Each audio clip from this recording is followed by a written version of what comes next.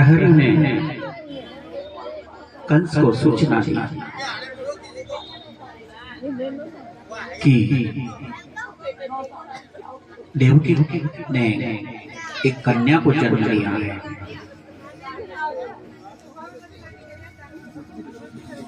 कंस को हंसी आई कि आकाशवाणी ने तो कहा था देवकी का 8वां पुत्र होगा और वह मेरी मृत्यु का कारण बनेगा। पर शायद मुझे लगता है कि मेरे डर से वो आया ही नहीं। ये कन्या मेरा क्या बिगाड़ेगा? कंस ने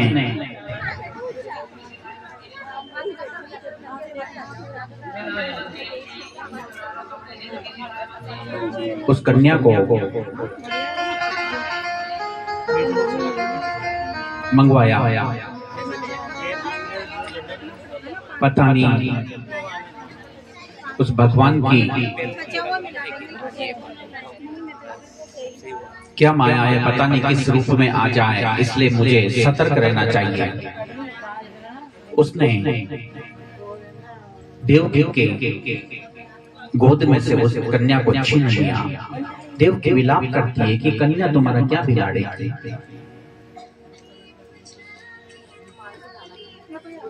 पर कंस अपनी मृत्यु से इतना भयभीत था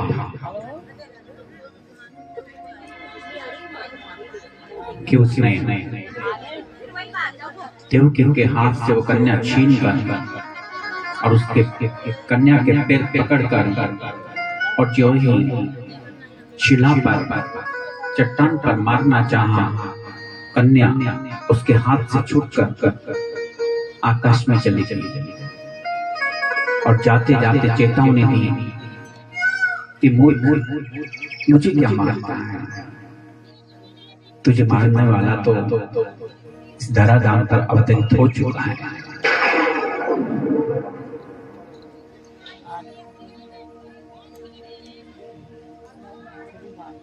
कंस के होश उड़ गए। इमरजेंसी मीटिंग बुलाई।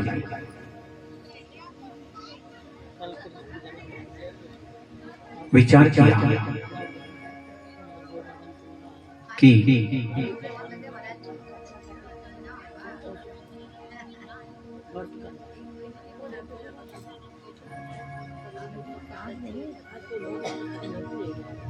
पूतना को भेजाओ और जितने भी नवजात शिशु हैं उनका वध कर दिया जाए,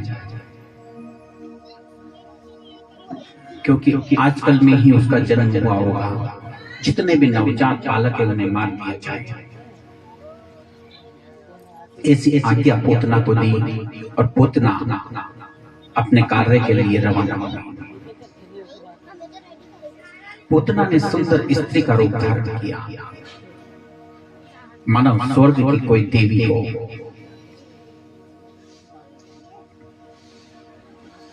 गोकुल में पहुंची।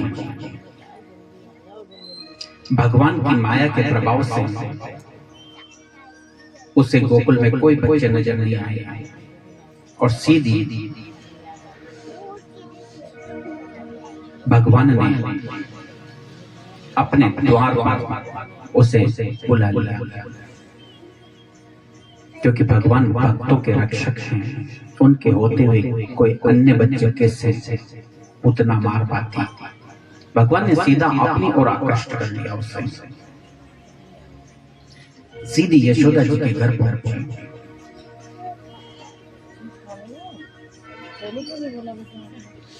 सुंदर वेशभूषा के कारण यशोदा जी ने विचार किया शायद कोई देवी होगी, कोई स्वर्ग की अप्सरा होगी जो मेरे बालक के दर्शन करने आई है। पहचान नहीं पाई यशोदा जी, क्योंकि वह स्वरूप बदल कर गई थी, लेकिन स्वभाव बदल के नहीं गई थी।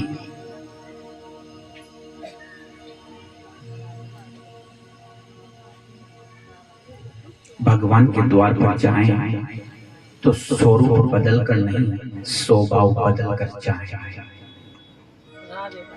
अक्सर हम क्या करते हैं, स्वरूप बदल के जाते हैं। अब जैसे है वैसे जाइए ना, मैं जैसा हूं तेरा। हम स्वीकार करते हैं पापी हैं, कपटी हैं, दुराचारी हैं, पर जैसे भी हैं तेरे हैं।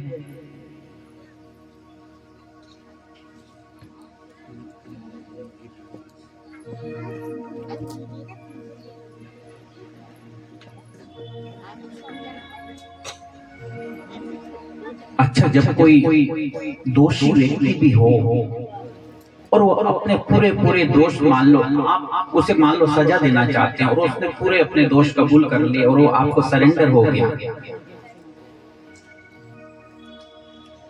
कि हाँ मैंने दोष किए हैं, मैंने गलती की है, मैं क्षमा भी चाहता हूँ, आपके पैर भी पकड़ता हूँ। अब आप उसको मेरे ख्याल में जो दंड देना चाहते हो वो नहीं दे पाओगे, क्योंकि उसने समर्पण कर दिया। तो भगवान तो दया का सागर है, उसके द्वार पर जाना है तो स्वरूप नहीं, स्वभाव बदल के जाए।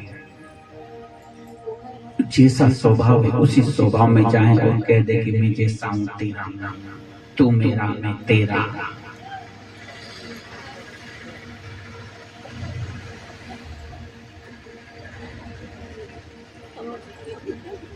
भगवान ने, कन्हैया ने पूतना को देखकर नेत्र बंद कर दिए।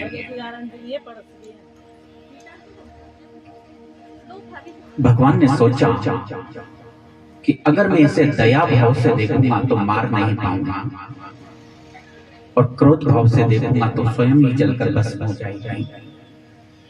नेत्र बंद कर लिए भगवान ने।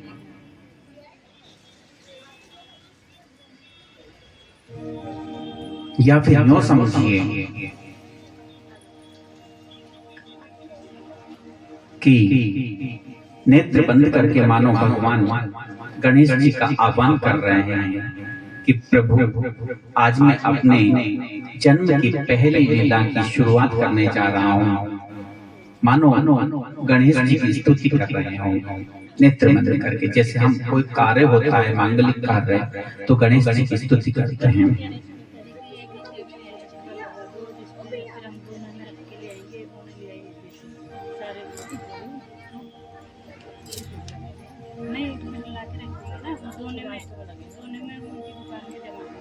या यूं भी कह सकते हैं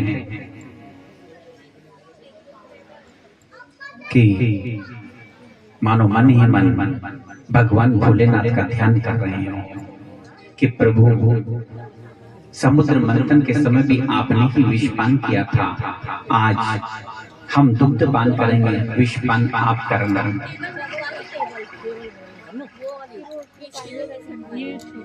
सजा तो ये देगी, पूतना कन्हैया को खिलाने के बहाने गोदी में ले ली और गोदी में ले लिए कन्हैया को, और जिस उद्देश्य से आई थी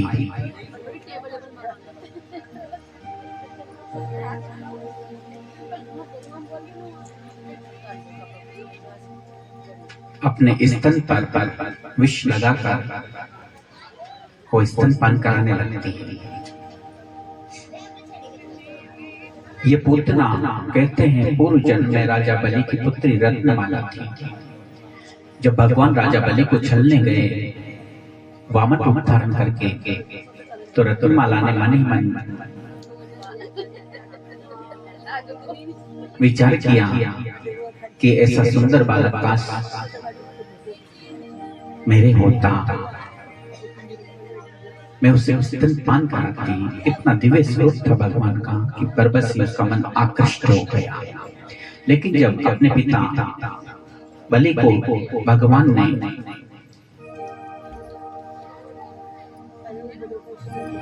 छल लिया और उसका सब कुछ छीन लिया, तो मन ही मन कहती है कि ऐसा मेरा पुत्र होता तो उसे जहर दे देते।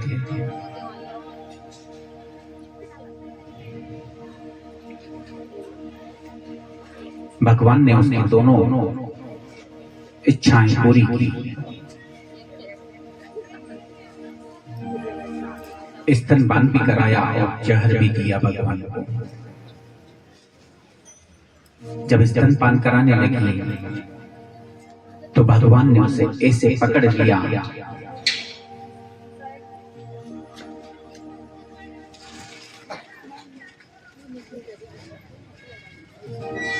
कि मानो भगवान कह रहे हो कि जिसे हम एक बार पकड़ लेते हैं उसे छोड़ते नहीं,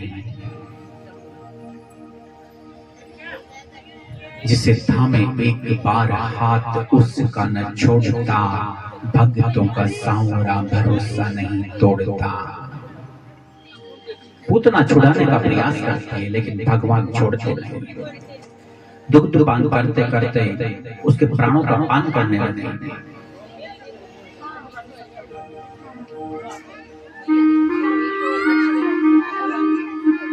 पूतना दर्द के मारे चिल्लाने लगी और जब पीड़ा बढ़ने लगी तो अपने असली स्वरूप में आ गई। राक्षसी स्वरूप में आकर और कन्हैया को साथ में लेकर ही आकाश में उड़ने लगी। यशोदा मैया सारे ग्वाल सब हाहाकार करने लगे और पूतना के पीछे पीछे कन्हैया को बचाने के लिए दौड़ दौड़े। वो चिल्लाए जा रही है और कन्हैया उसे छोड़ नहीं रहे।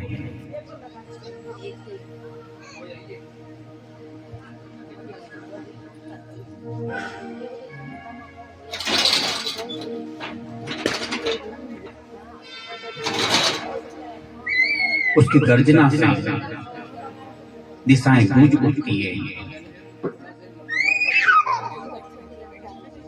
और अंत में भगवान उसके प्राणों का पान कर उसे मुक्ति दे देते हैं। जब उसकी मृत्यु हुई तो 6 कोस का उसका शरीर विकराल धड़ाम से गिर पड़ा। भगवान उसके वक्षस्थल पर खेल रहे हैं। सभी गोकुलवासी मां यशोदा के साथ वहां पहुंचे। आज पूतना को भी भगवान ने वह गति दी जो कौशल्य आदि माताओं को प्रदान की थी।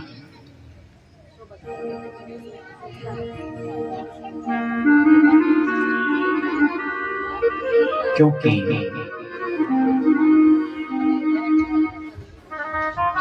पूतना ने भले ही जहर देने का प्रयास किया हो लेकिन कन्हैया को स्तनपान कराकर मातृत्व पद प्राप्त कर लिया।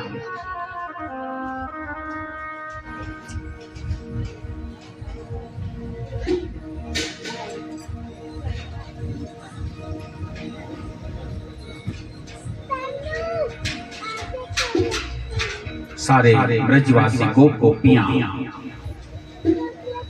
कन्हैया के दर्शन करके अति आनंदित हुए।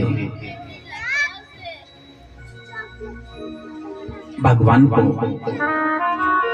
पूतना के वक्षस्थल से उतारा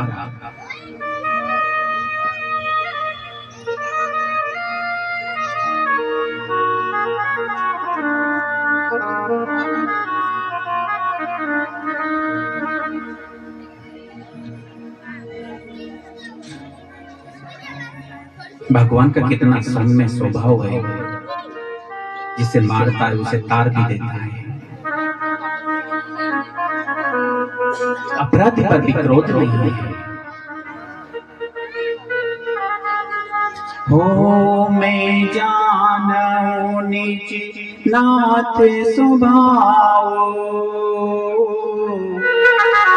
अपराधी पर कोहन काऊ। राम सिया राम जय जय राम राम सिया राम जय जय कोमल चित्ते अति दीन दयाला कारण बिनु रघुनाथ कृपाला राम सिया राम जय जय राम राम सिया राम जय जय राम कारण बिन रघुनाथ कृपाला अकारण ही कृपा करता है।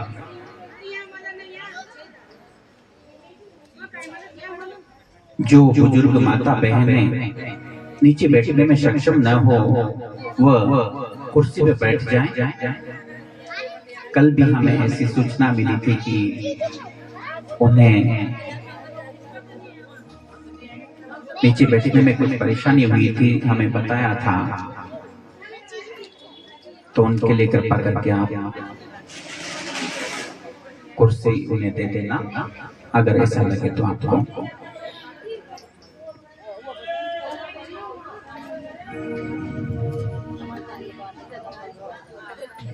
गई मारन पूतना कुछ काल कूट लगाए, मातु की गति ताही दीनी कृपालु यादव राय। माता की गति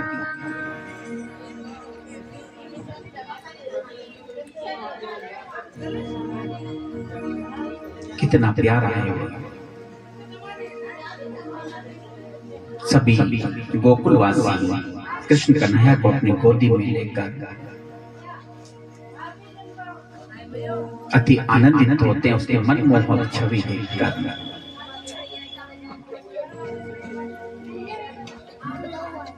इतनी प्यारी छवि, सांवली सूरत पे मोहन दिल दीवाना हो गया, सांवली सूरत पे मोहन दिल दीवाना हो गया, सांवली सूरत पे मोहन दिल दीवाना हो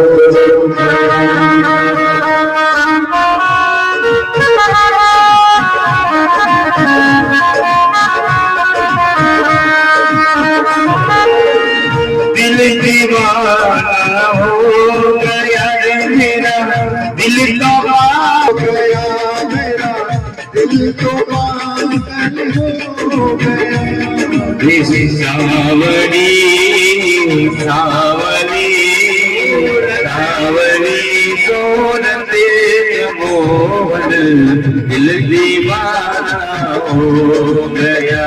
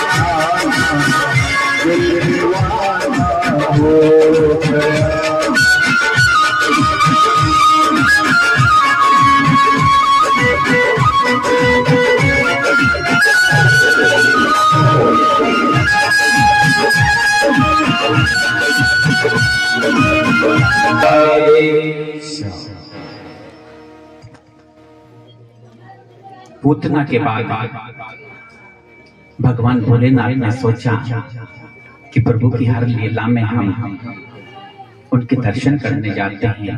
इस बार भी मेरे नारायण ने कृष्ण अवतार लिया है, तो सोचा नन्हे लड्डू गोपाल जी के दर्शन करना आऊंगा। साधु का वेश बनाकर गोकुल पहुंचे।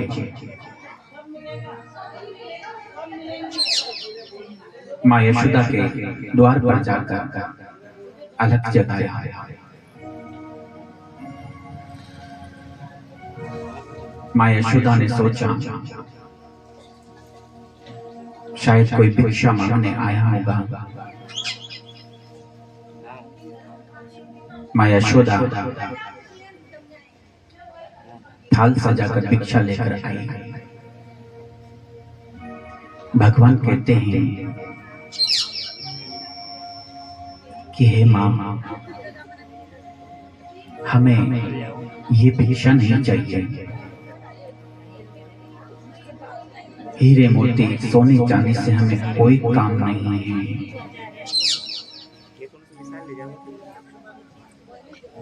हमें तो सिर्फ आप अपने लल्ला के दर्शन करा दीजिए। अब माता यशोदा पहले ही डरी हुई थी पूतना के आने के कारण। सो मना कर दिया कि तुम्हारे रूप को देखकर मेरा लल्ला डर जाएगा, मैं मेरे कन्हैया के दर्शन नहीं कराऊंगी। भगवान भोलेनाथ जिद कर बैठे, आप दर्शन जब तक नहीं दोगे हम यहीं पर समाधि लगाकर बैठ जाएंगे।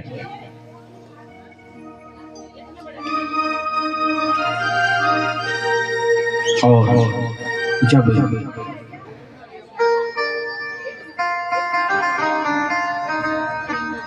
भगवान भोलेनाथ उसके द्वार पर जिद कर कर बैठ गए तो उधर कन्हैया भी रोने लगे।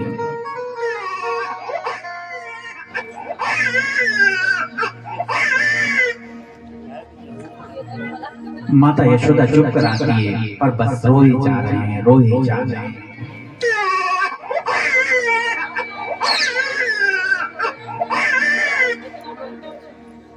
माता यशोदा कहती है, पता नहीं इसके क्या हो गया, चुप ही नहीं होता।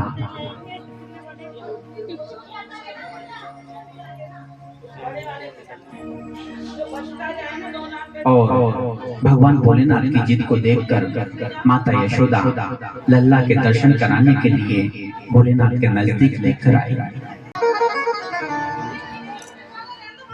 भोलेनाथ हमारे कन्हैया की और देख रहे हैं और कन्हैया भोलेनाथ की तरफ देख रहे हैं। पता नहीं कौन भक्त है कौन भगवान है, पता ही नहीं चलता। माता यशोदा को समझ नहीं पा रही। नजर ने नजर से मुलाकात कर ली, रहे दोनों खामोश और बात कर ली।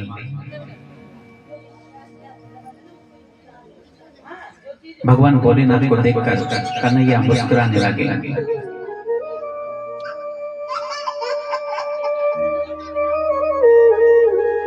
और भगवान भोलेनाथ जाते जाते आशीर्वाद देते हैं कि हे यशोदा मैया, तुम धनभागी हो, तुम्हारे घर में स्वयं त्रिलोकपति ने अवतार लिया है। तेरा लाल जुग जुग जीता रहे, जुग जुग जीवेरी यशोदा मैया तेरो ललना, जुग जुग या तेरो ललना, तेरो ललना, जुग जुग जीवेरी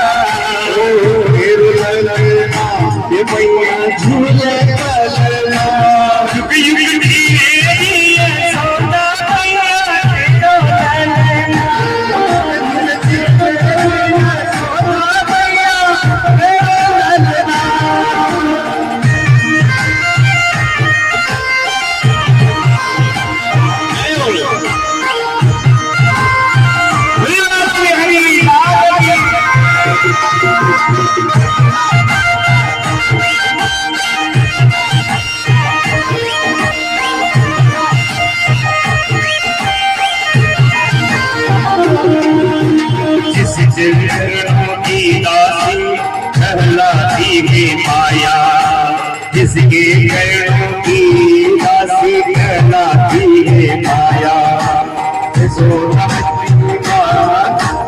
बदमाशी माया जो सौदा ने ऐसा लाला पाया।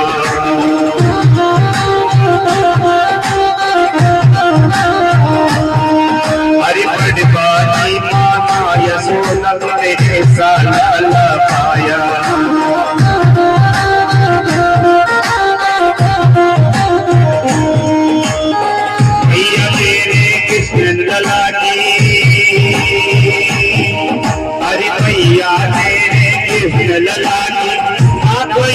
तुलना, अरे ना कोई तुलना, जुग जुग की है यशोदा मैया तेरा ललना, जुग जुग की है यशोदा मैया तेरा ललना।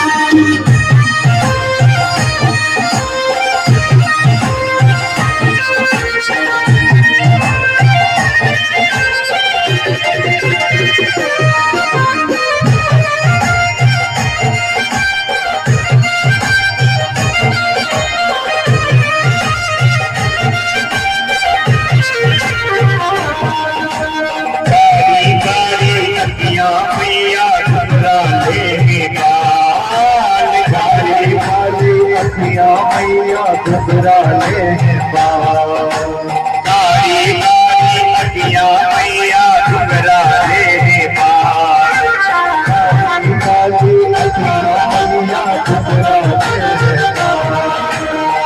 देखे काना को हो जाए निहाल, जोड़ी देखे काना को हो जाए निहाल। अरे काली की कर दे मैया, अरे काली की कर दे मैया, पागल कहना जुग जुग की यशोदा मैया तेरा ललना, यशोदा मैया तेरा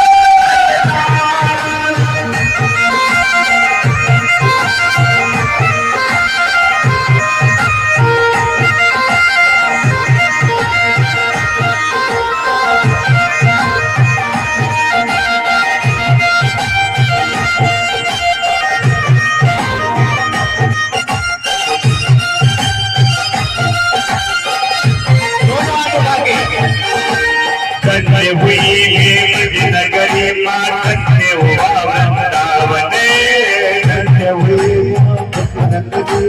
धन्य हुआ वृंदावन, अरे धन्य हुई नगरी माँ, धन्य हुआ वृंदावन,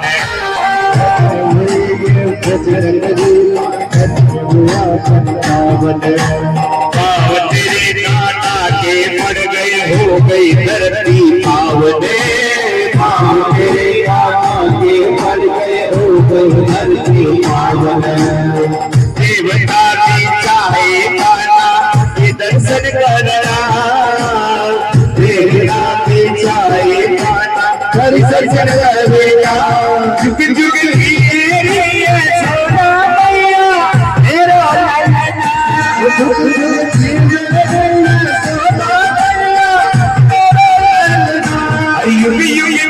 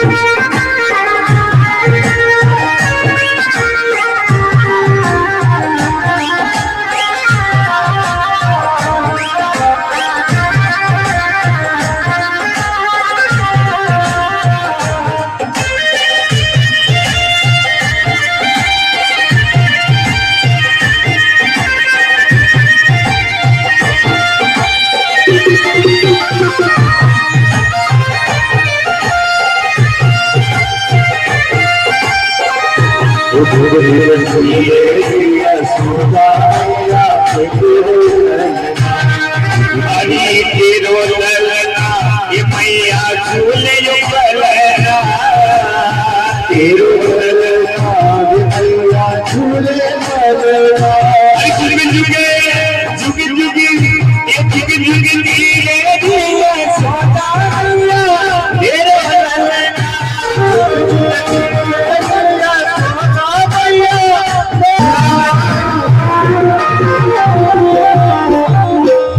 दो दिन की कथा और बची है।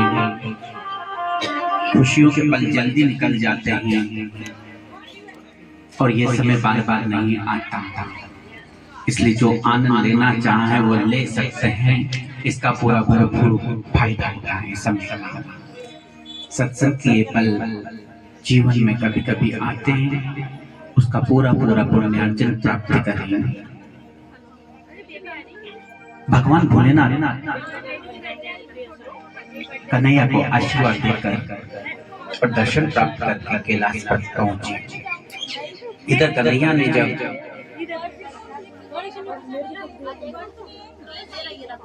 कन्हैया जब 6 दिन के हुए तो उन्होंने करवट बदली।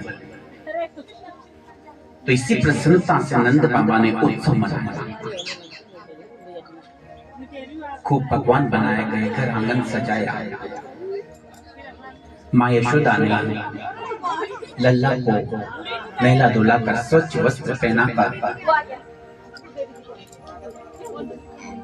एक शकट के नीचे पालने में सुला दिया।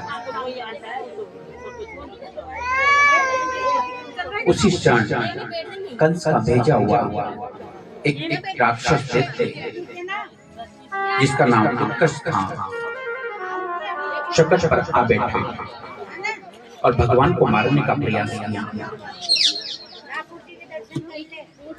भगवान ने अपने चरण प्रहार से शकट को पूरा आकाश में पहुंचा दिया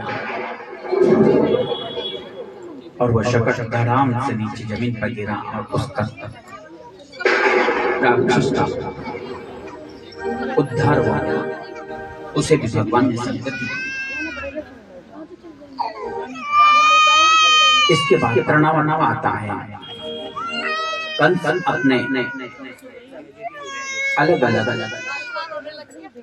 असुरों को भगवान को मारने के लिए भेजता, लेकिन भगवान एक एक कर सकता उद्धार करते जाते।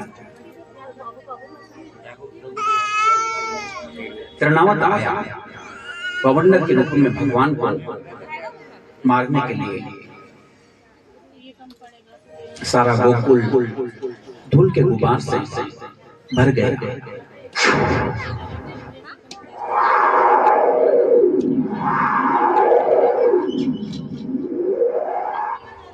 कुछ भी नजर ना पाए, ऐसा अंधेरा छा गया। भगवान को उठाकर आकाश में ले गया। तब भगवान अपना वजन बढ़ाते हैं और उस तृणावत के कसकर गर्दन करते हैं और राक्षस छूटने का प्रयास करता है, लेकिन भगवान उसे ऐसा जकड़ते हैं कि उसकी मृत्यु हो जाती है। उसका भी उद्धार किया भगवान ने।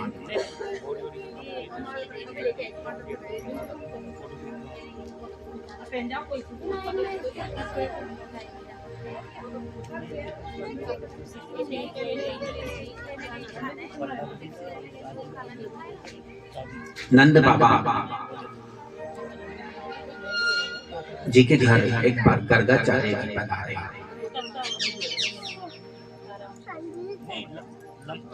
नंद बाबा ने उनका खूब स्वागत किया। यशोदा माँ ने स्वादिष्ट पकवान बनाकर उन्हें भोजन कराने के लिए थाली परोसी। अब गर्गाचार्य जी भगवान का ध्यान करने लगे कि प्रभु आइए भोग स्वीकार कीजिए। अब जैसे उन्होंने आह्वान किया प्रभु आइए भोग स्वीकार कीजिए, तो भगवान तो वहीं थे। घुटन चलते चलते चलते आ बैठे। इधर गर्गाचार्य जी ने आंखें बंद कर रखी है, वो भोग लगाने लग गए। देखा आंखें खोली, अरे यशोदा जी, लल्ला ने तो भोजन झूठा कर दिया।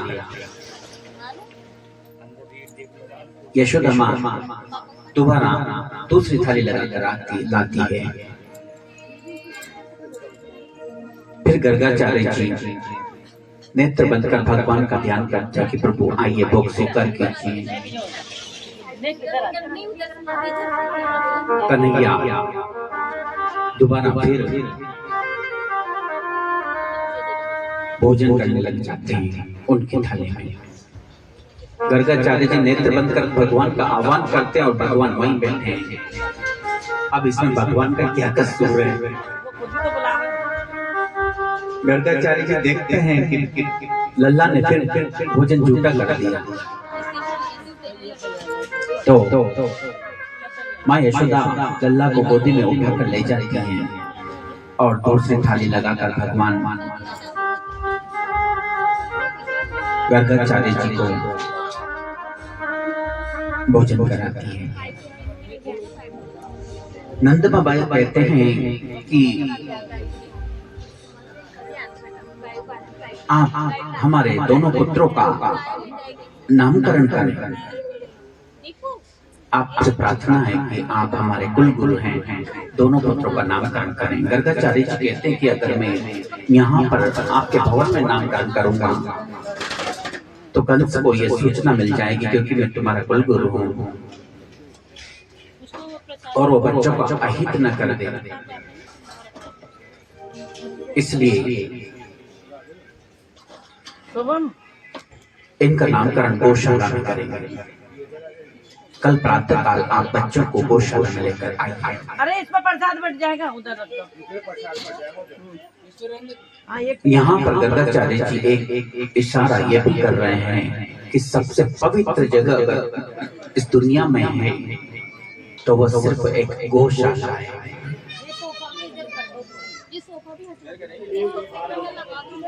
गौशाला वही स्थान है जहाँ पर यमराज की भी दाल नहीं गई। ये दिया, ये वाला प्रातः हुआ।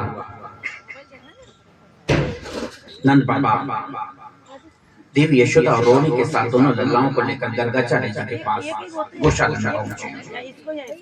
गर्गाचार्य जी नामकरण प्रारंभ करते हैं।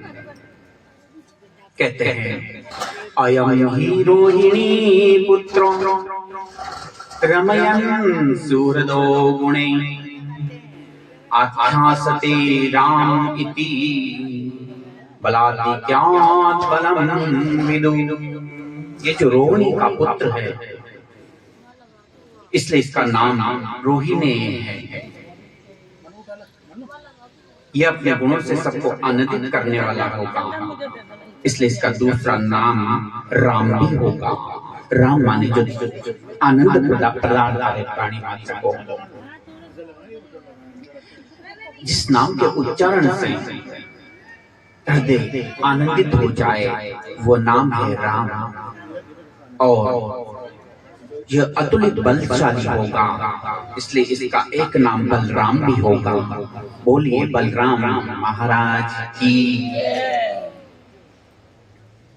और ये जो देवी रोहिणी का पुत्र एक गर्भ से दूसरे गर्भ में संकर्षण से आया है, इसलिए इसका एक नाम संकर्षण भी होगा।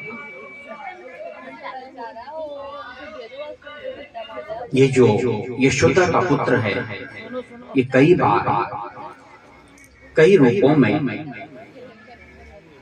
इस धराधाम पर आया है। ये कभी श्वेत, कभी रक्त, कभी पीत वर्ण के होते आए हैं। इस बार ये सांवला सलोना बनकर आया है। कृष्ण वर्ण के बनकर आए हैं, इसलिए इनका नाम कृष्ण होगा। बोली कृष्ण कन्हैया लाल की। ये अपने चतुर चितवन से सबको आकर्षित कर लेगा। कर्षति आकर्षति, जो बर्बर से अपनी ओर आकर्षित कर ले सबको, इसलिए इसका एक नाम कृष्ण इसीलिए होगा। कृष्ण माने आकर्षित कर ले, वो कृष्ण। वैसे तो इसके हजारों नाम, कोई से गोपाल कहेगा, कोई से गोविंद कहेगा,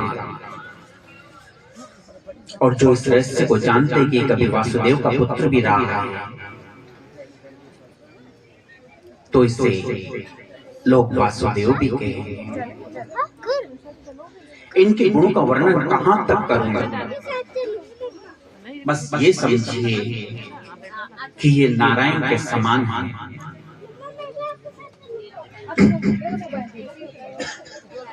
ये नारायण के समान होगा।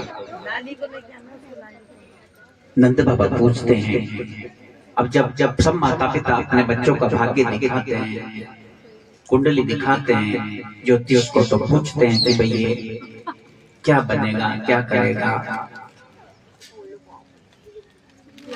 मेरी बात नंद बाबा पूछते हैं बड़ा होकर क्या काम करेगा।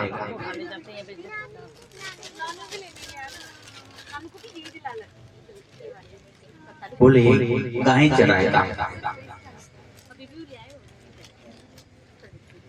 इसलिए इसका एक नाम गोपाल होगा।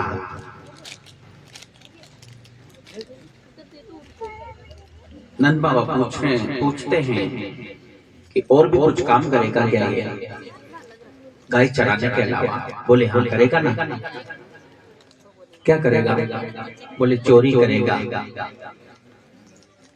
अब कोई पिता अपने पुत्र का ये भविष्य जानने के लिए चोरी करेगा। फिर गर्गाचार्य जी समझाते हैं कि नहीं नहीं, ये कोई धन दौलत की चोरी नहीं करेगा, ये तो लोगों के दिलों की चोरी करेगा। ये तो माखन की चोरी करेगा। लूट के ले गया दिल जिगर सांवरा जादूगर। ये ऐसा लुटेरा बनेगा।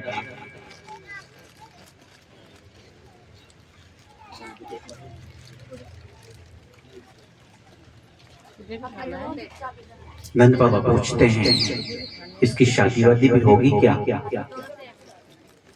बोले हाँ होगी ना, इसकी बहुत सारी शादियां होगी, एक नहीं, दो नहीं, 10, 20, 100, 200 नहीं, 16,108 पत्नियां होगी इसकी।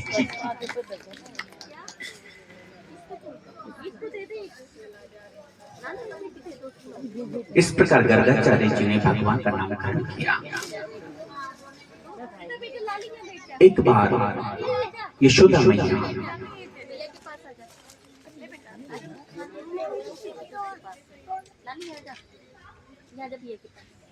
ब्रह्मांड घाट पर स्नान करने आए। कान्हा को घाट पर बैठा कर बोले तू यहाँ खेल में स्नान करके आ।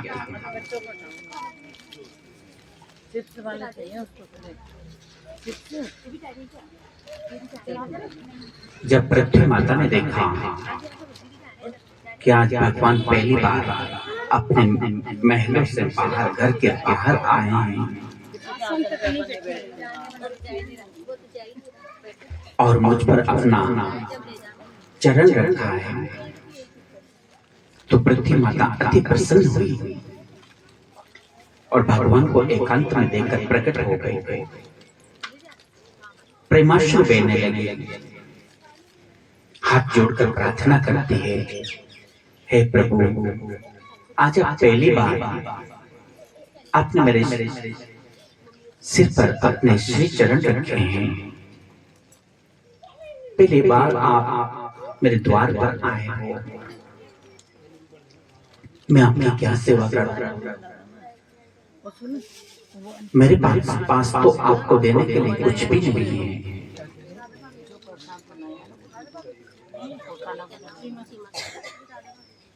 मैं आपको क्या भेंट दूं प्रभु?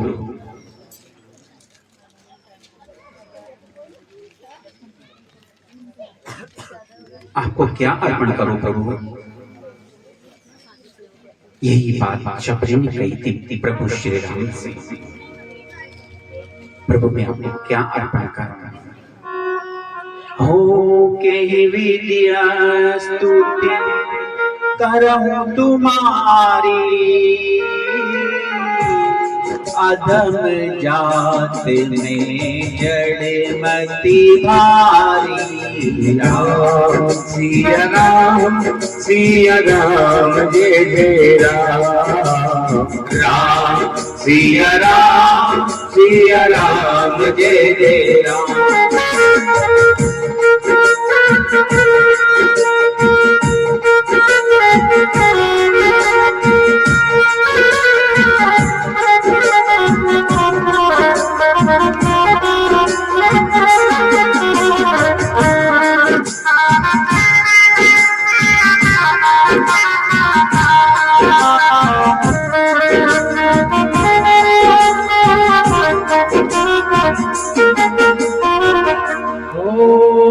रघुपति सुनो स्वामी बाता,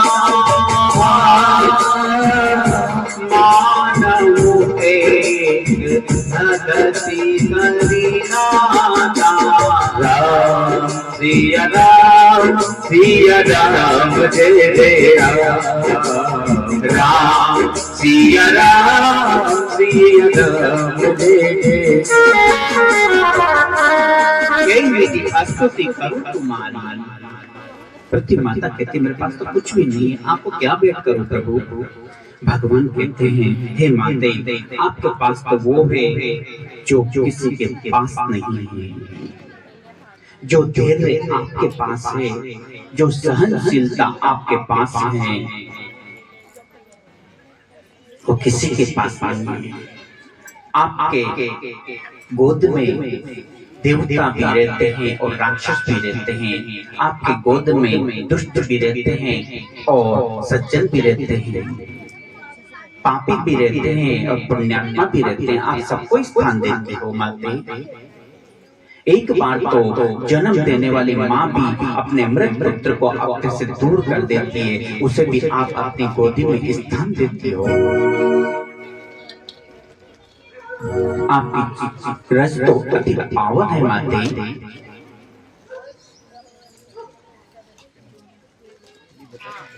तुम्हारे गुण अनंत है माता।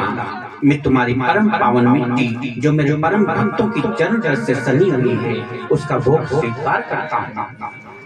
और इतना कर कर भगवान मिट्टी खाने लगे। जब अन्य गोपियों ने देखा कि लल्ला मिट्टी खा रहा है, तो माता यशोदा को बताया, अरे यशोदा, आप स्नान करने में व्यस्त हो, आपका लल्ला मिट्टी खा रहा है।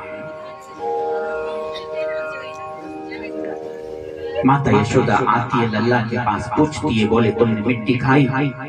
बोले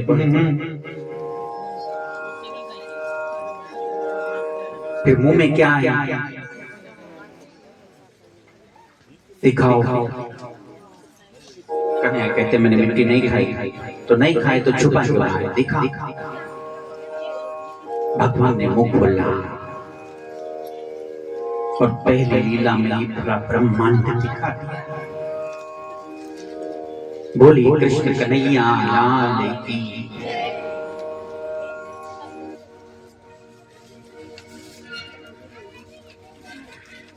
अहम आत्मा गूढ़ाकेश सर्वथा से स्थित था। संपूर्ण प्राणियों में मेरी सत्ता है। सूर्य में चमक मुझसे है, तेजस्वी में तेज मुझसे है। सारा ब्रह्मांड भगवान ने दिखा दिया। सूर्य, चंद्रमा, पृथ्वी, सागर, संपूर्ण ब्रह्मांड।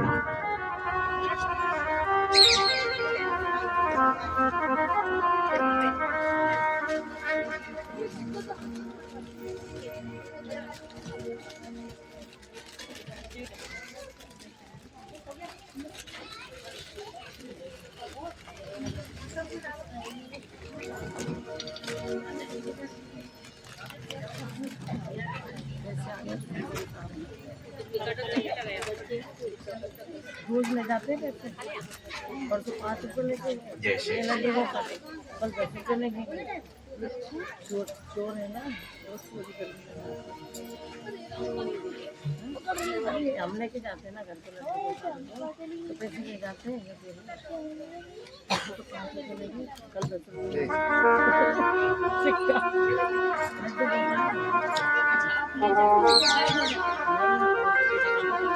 नाहम बक्षितमानम सर्व मिथ्या भास मिथ्या विशंसिना यदि समक्षम पश्य में मुखम। यदि तुम्हें विश्वास ना हो तो मेरे मुख में देख लो, और पूरे का पूरा ब्रह्मांड ही दिखा दिया। अखिल ब्रह्मांड नायक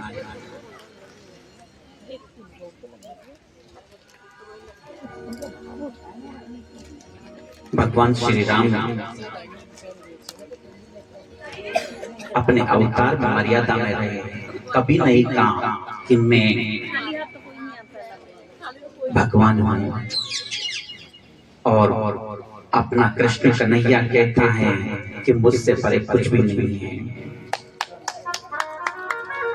सब धर्मों के भेद भुलाकर एक मेरा शरणागत हो जा, मैं हर पाप से मुक्ति दूंगा, शोक न कर मेरी भक्ति में खो जा, क्योंकि प्राणियों का आदि मध्य और अंत में ही हूं। आ ब्रह्म भुवनात् लोकात् पुनरावृत्तिनो अर्जुन माम प्रत्येत कौन्ते पुनर्जन्म न विद्यते। ब्रह्म लोक पर्यंत सारे लोग आने जाने वाले हैं, लेकिन मुझे प्राप्त करने के बाद प्राणी का आना और जाना बाकी ही नहीं बचता। भगवान ने स्वयं वर्णन कर दिया, जबकि राम ने कभी नहीं कहा कि मैं भगवान हूँ। ऐसा है हमारा कृष्ण कन्हैया। युद्ध के मैदान में छाती ठोक कर कहा कि मैं ही अखिल ब्रह्मांड का नायक हूं। अब भगवान थोड़े बड़े हुए, घुटन चलना छोड़ा है, खेलते खेलते गोकुल की गलियों में आते हैं बलराम और कृष्ण जी।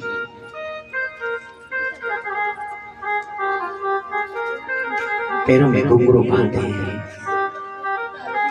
अद्भुत छवि है।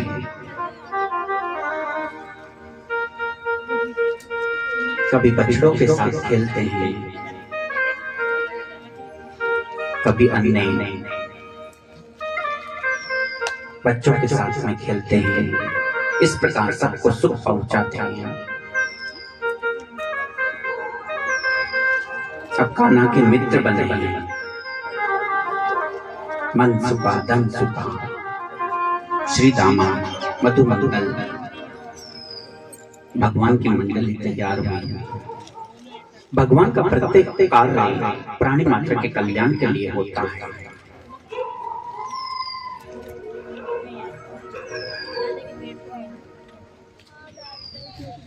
यहाँ तक कि भगवान का अपना नाम भी प्राणी मात्र के कल्याण के लिए होता है।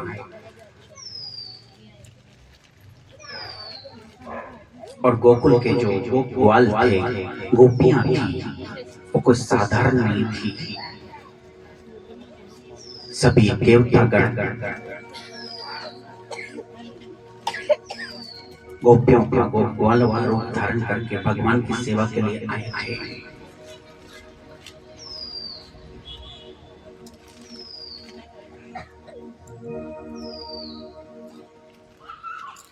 भगवान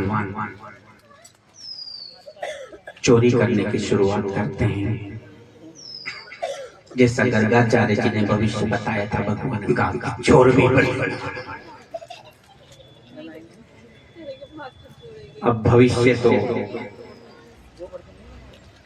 कुंडली में लिखा हुआ आया है, तो बनना तो है ही।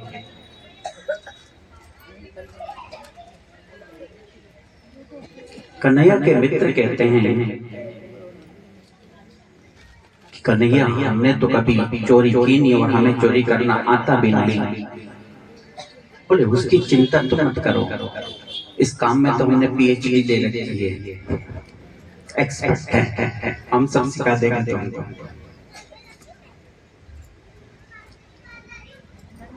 और जेल जाने का तो डर है ही नहीं, अभी तो आए हैं जेल से। बोलिए राधे राधे। और जब कंस की जेल है, कुछ नहीं बिगाड़ पाई, और दुनिया की कौन सी जेल है तो कुछ बिगाड़ सकती है।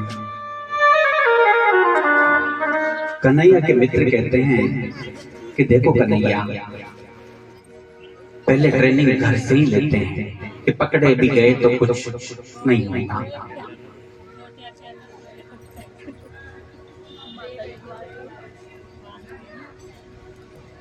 घर से कन्हैया चोरी करना शुरू करते हैं। मैया यशोदा ने माखन जमा कर रखा है, गए माखन निकाला और खाने लगे।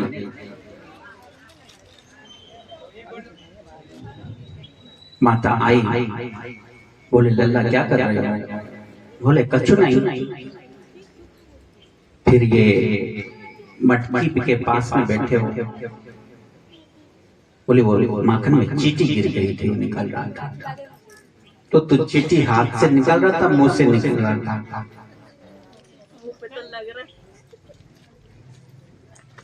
यशोदा मैया भी लीला में आनंद लेती है।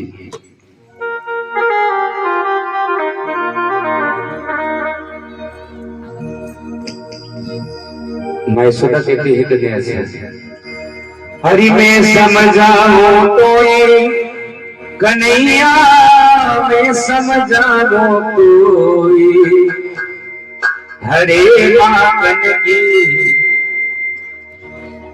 हरे माखन की चोरी चोर सावरा में समझाओ तो ये समझाओ तो ये कन्हैया में समझाओ तो, हरे माखन की, हरे माखन की रे चोरी चोर कन्हैया में समझाओ तो।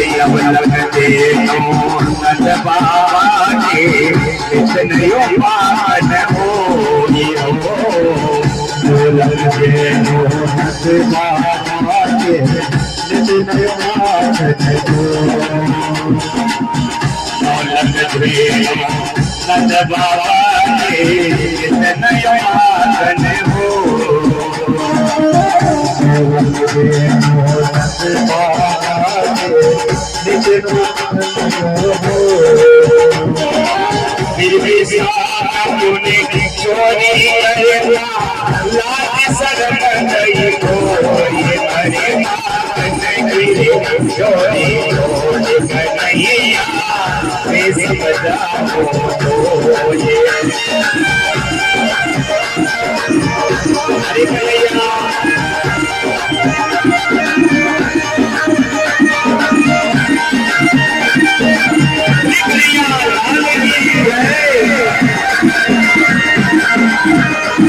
हरि में समझाओ तो ये सावरा में समझाओ, ये माखन की रे चोरी चोर कन्हैया में समझाओ तो।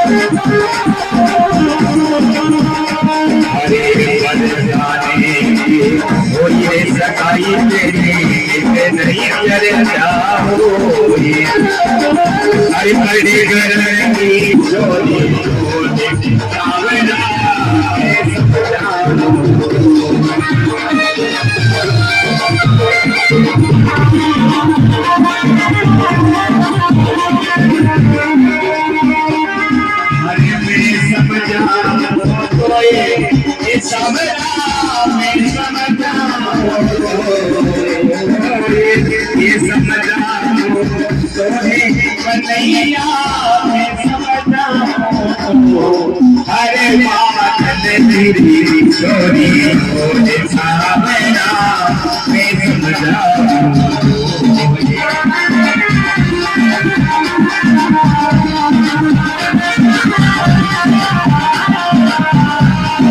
हरे माखन की चोरी चोर सावरा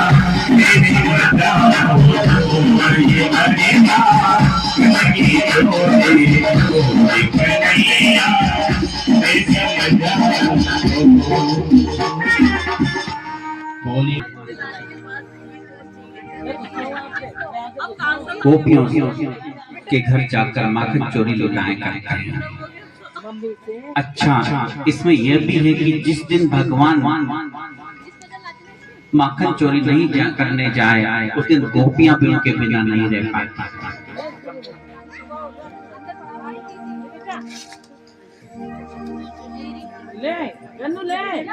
कुछ गोपियां भगवान से कहती है कि तुम्हें माखन चाहिए तो पहले नाच दिखाओ, फिर हम तुम्हें माखन देंगे।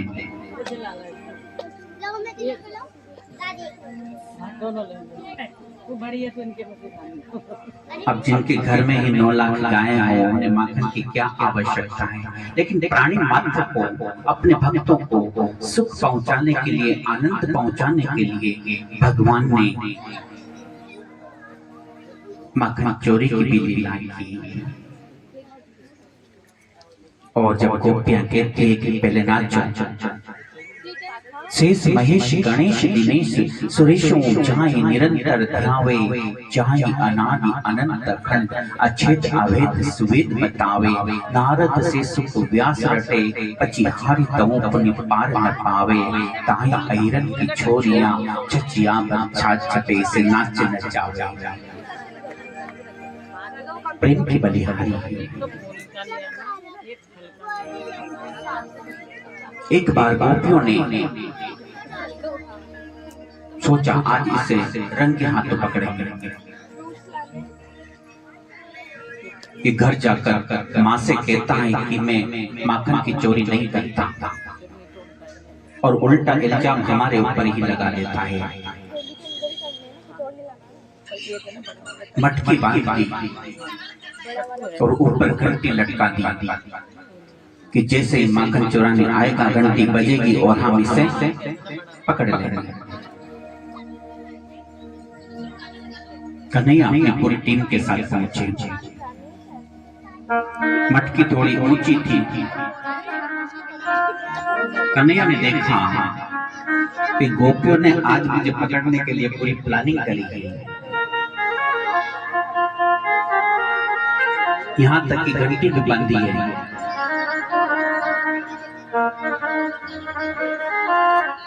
भगवान घंटी से कहते हैं कि देख आज तो बजना मत, भले हमारे जाने के बाद क्यों बजना। अब मटकी ऊंची थी तो उनके अन्य सखा एक के ऊपर एक चढ़कर मटकी तक पहुंचने का प्रयास करते हैं। कन्हैया सबसे ऊपर पहुंची, मटकी में से माखन निकाल कर सबको खिलाते गए। सबने माखन खा लिया, पर जब जैसे ही कन्हैया माखन खाने लगे घंटी टन टन टन टन टन टन बजने लगी। गोपियां आई और कन्हैया को पकड़ लिया, बाकी सब भाग छूटे। गोपी कहती कि यशोदा मैया कहती कि मेरा लल्ला चोर नहीं है, आज रंगे हाथों तुझे पकड़ा है, आज माँ यशोदा के पास लेके चलती हूँ। कि वो तो ठीक है, लेकिन एक मिनट रुको प्लीज। घंटी से पूछा कि मैंने तुझसे कहा था कि बजना मत, फिर क्यों बजी? घंटी बोलती है, बोले जब आप ऊपर चढ़े तो वो बजी नहीं बजी। आपने मेरे अंदर मटकी में हाथ डाला तो बजी, बोले नहीं बजी। आपने सबको माखन बांटा तब बजी, नहीं बजी। तो फिर क्या मेरे से दुश्मनी थी कि जब मैंने माखन खाया तभी तू बजी? बोले देखो प्रभु, आपने शास्त्र में नियम बनाया है कि जब जब भगवान का भोग लगे तो घंटी का बजना जरूरी है। बोले वाह, जय हो घंटी महारानी आपकी, आज आपने अच्छो धर्म निभायो, मोको धर्म संकट में डाल दियो। गोपी हाथ पकड़ के ले जा रहे हैं कि आज माँ यशोदा को सच सच पता लग जाएगा कि तू चोर। भगवान कहते हैं अब उसने घूंघट ले रखा है, हाथ पकड़ के जा रहे हैं। कन्हैया के साथ साथ उनके बॉडीगार्ड भी चल रहे हैं, उनकी टीम भी। सका मधुमंगल को इशारा किया। गोपी से कहते हैं, बोले गोपी मेरा हाथ इतना जोर से पकड़ा है तूने कि दर्द हो रहा है, तू एक काम करिए दाएं हाथ छोड़ के बायां पकड़ ले। बोले नहीं नहीं तू भाग जाएगा तो। बोले करना कुछ नहीं भाई, ये दाएं हाथ छोड़कर बाएं तो पकड़ना है। बोले अच्छा ठीक है। इतनी देर में कन्हैया ने एक्सचेंज कर दिया, मधुमंगल का हाथ पकड़ा दिया और कन्हैया जल्दी जल्दी जाकर माँ की गोदी में बैठ गए। बोले माँ देखिए गोपियां है ना, ये आए दिन मेरी शिकायत करती रहती है, अब तू ही बता अपने घर में 9 लाख गायें हैं क्या, मैं इनका माखन चुराने जाऊंगा क्या? ये बहुत चिढ़ती है मुझसे, परेशान कर दिया इन्होंने मुझे, और चिकनी चुपड़ी बातें करने में तो माहिर है। टेढ़े सुंदर बेन टेढ़े मुख कहे ने, टेढ़ो ही मुकुट बात टेढ़ी कछु कह गयो।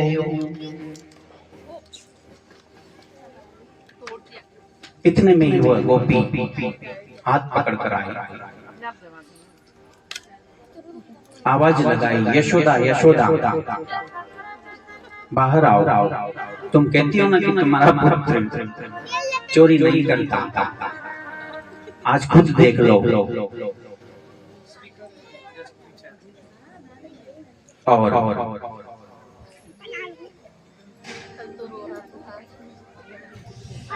जब दरवाजा खोला तो कन्हैया साथ में खड़े खड़े मुस्कुरा रहे हैं।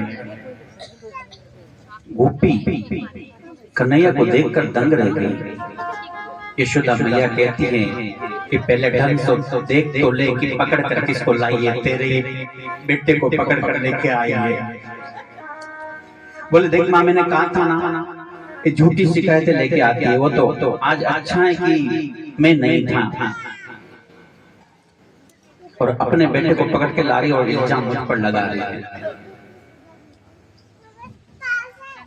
सोच समझ कर सौदा की ना कि नंद को लाल बड़ो व्यापारी। एक समय में भगवान माँ यशोदा से माखन की जिद कर रहे थे। मैया कहती है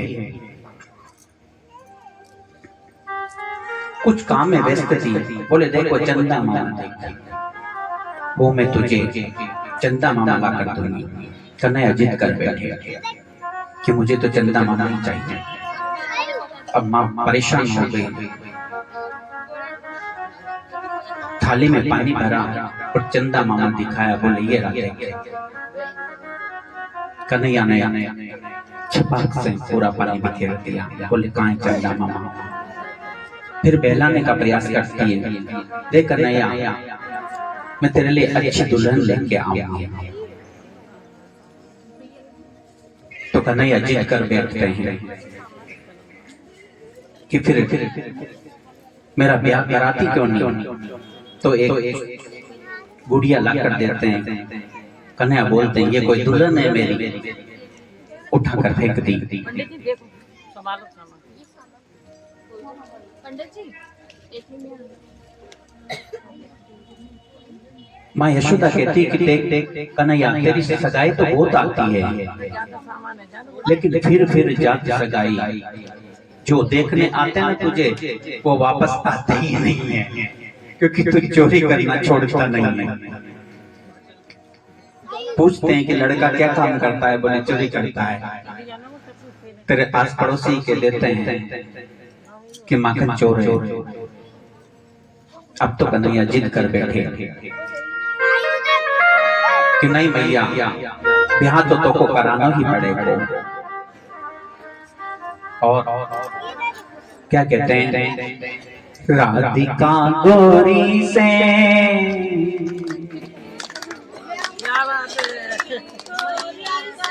बिरज की छोरी से ओ मैया करा दे मेरो ब्याह। राधिका गोरी से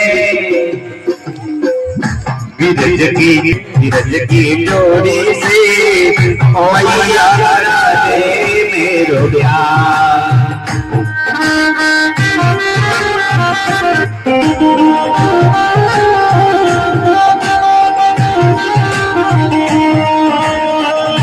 उम्र तेरी छोटी है, नजर तेरी छोटी है, काना नजर तेरी छोटी है, उम्र तेरी छोटी है, कैसे करा दो तेरे ब्याह।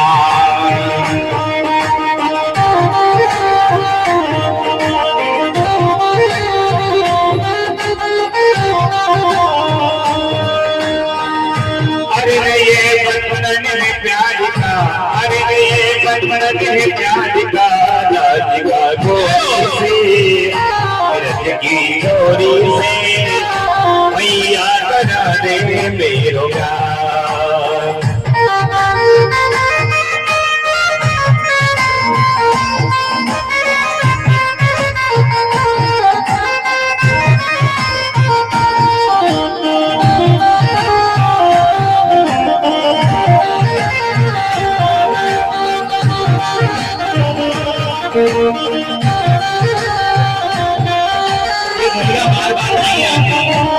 जो आनंद लेना है ले लीजिए। जो नहीं ब्याह कराई तेरी गैया नहीं कराओ, अरे जो ना ब्याह कराई मैया वे गैया नहीं कराओ।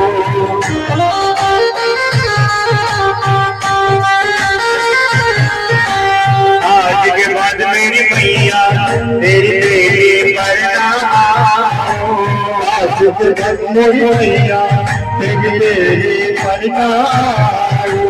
आएगा रे मजा अब जी की राधिका, राधिका गोरी से छोरी से मैया करा दे मेरो ब्याह।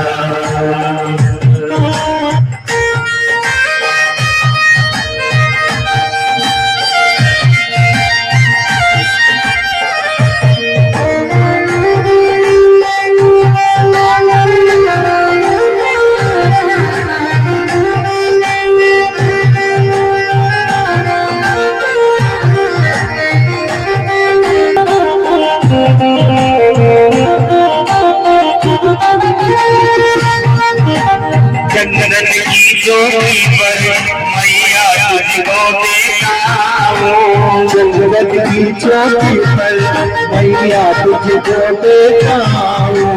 अपनी राधिका से चरण तेरे दबवाओ, अपनी राधिका से चरण तेरे दबवाओ। भोजन में बनवाऊंगा छप्पन प्रकार के राधिका गोरी से, बिरज की छोरी से मैया करा दे मेरो ब्याह।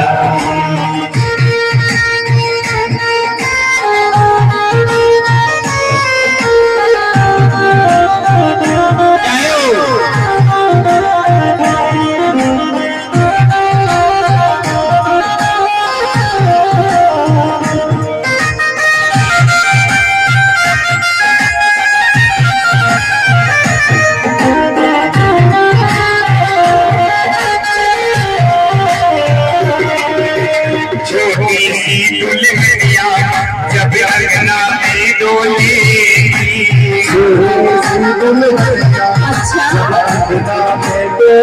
अरे कोई छोटी सी दुल्हनिया जब अंगना में डोलेगी,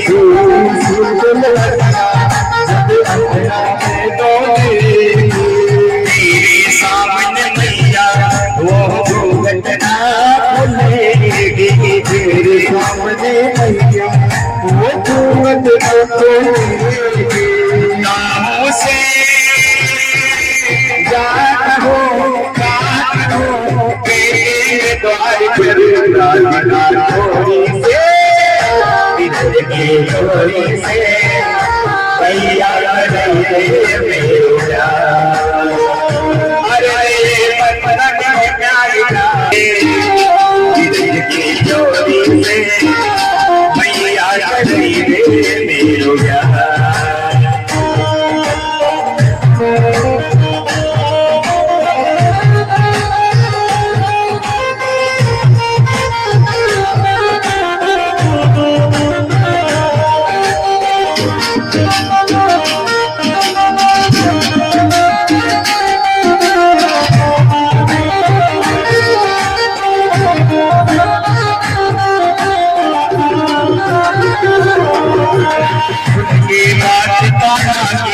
भैया बेटी मुस्काए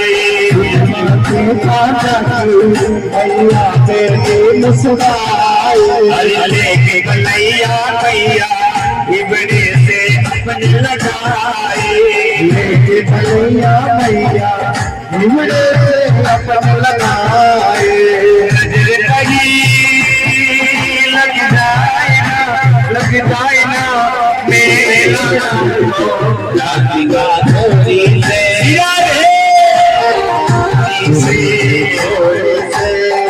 मैया करा दे घर तेरी छोटी है नगर तेरी छोटी है कैसे करा तेरो यार राधिका थोड़ी से की थोड़ी से काना करा दो तेरो यार ओ काना करा दो तेरो आज भी है, कल भी है। आप इन